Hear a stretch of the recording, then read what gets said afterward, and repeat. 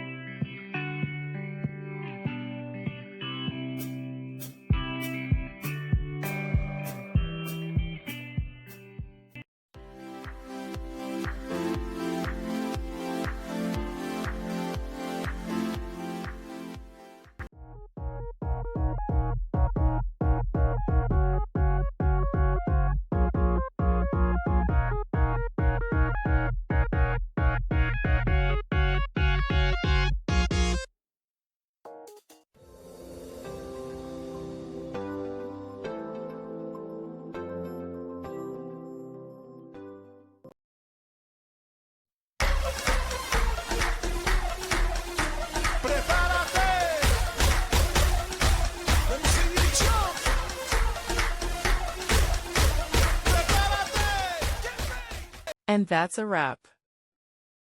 I hope you found the answer you were looking for.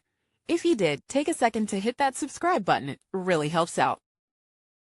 And let me know in the comments which solution worked best for you. See you next time in the debug zone.